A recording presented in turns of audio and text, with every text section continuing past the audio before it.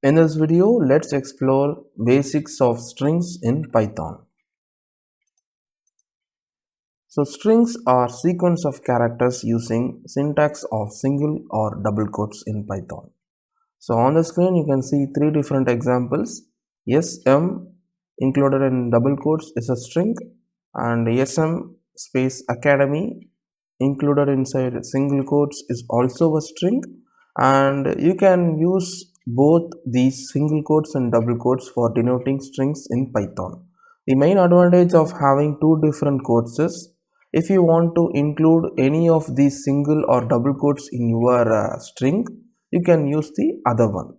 Like the example here, if I want the string to be I am here with the single quotes, I can use the double quotes, and you can do this in vice versa manner also. But this is the main advantage of having two different quotes in representing strings in Python. And strings are actually ordered sequence of characters, so you can use the process of indexing or slicing for grabbing each and every individual element of a string, or for grabbing a substring from a whole string. So let's explore these two things with an example. So since the strings are ordered sequence of characters, let's take an example like SM Academy right over here, located inside a single quotes, which is representing a string in Python. And by default, this particular string will be having the indexing starting from 0. That is, the first element S is holding the index value of 0, and M will be holding the index value of 1, and it goes on like this. A to be having the index value of 2, C will be having the index value of 3, and it goes on like this till the Y having the index value of 8. So for representing individual characters from this particular string, you can use the square bracket for indexing individual elements or grabbing individual elements. That is, if I want to fetch the first value, I can write like string name of 0 for grabbing the first element of the string. So this process of grabbing individual elements by ordered sequence of characters is called indexing.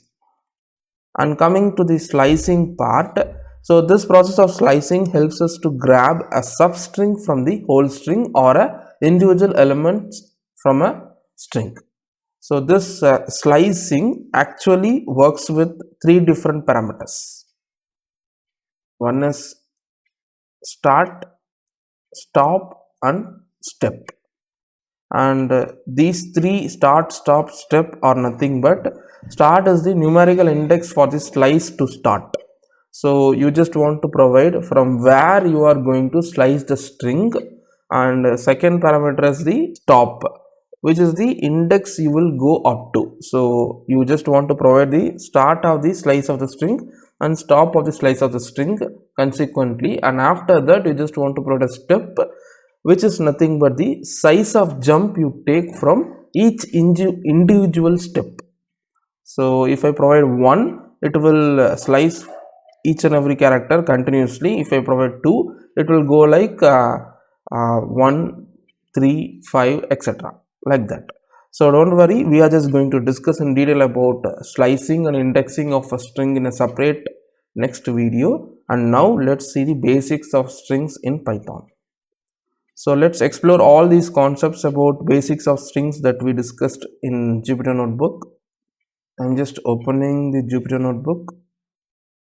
And for representing a string, as I said, you can use single quotes, hello, and when I give shift enter, it is responded with the single quotes of hello representing a string. And also you can represent the string with double quotes. Shift enter. You can see this is also responded with the single quotes of world, which means this is a string.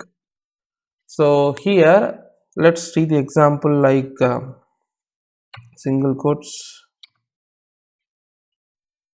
I am here.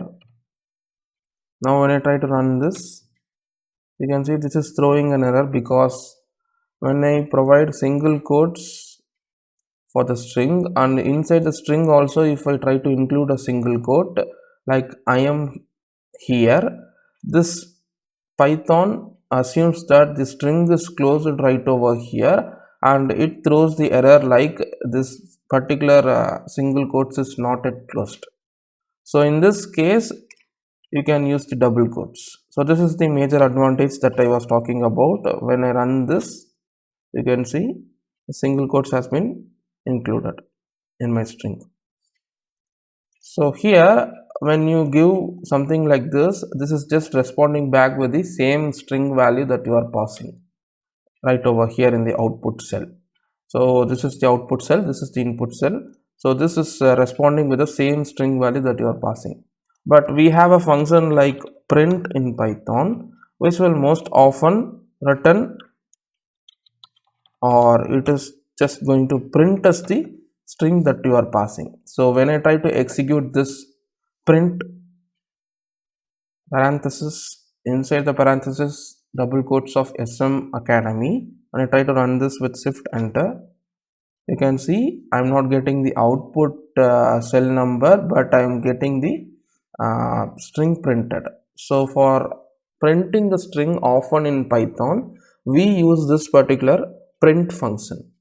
So this is a major thing that we will be using for debugging purpose in Python.